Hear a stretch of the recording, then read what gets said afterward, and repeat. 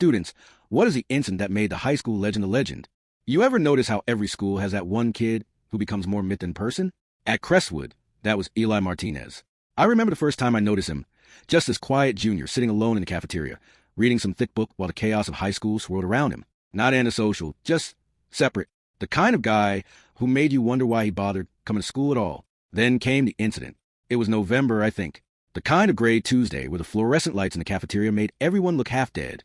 Drew Carson and his crew were doing their usual routine, picking on some freshmen who'd made the mistake of sitting at their table. Most of us just kept our heads down. That's how you survived at Crestwood. You didn't make eye contact, didn't get involved. But then, put it back. The voice wasn't loud, but it cut through the noise like a knife. Everyone turned. There was Eli, still reading his book, like the words had just slipped out without his permission. Drew blinked.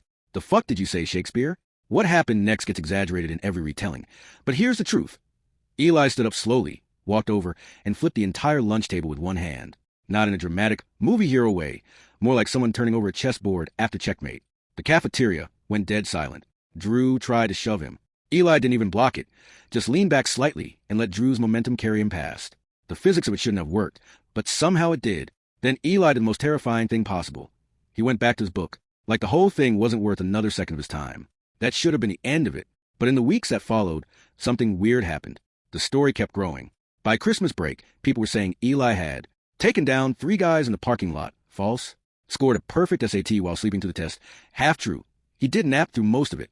Somehow got in the principal's parking spot without anyone noticing. Weirdly accurate. The teachers played into it too.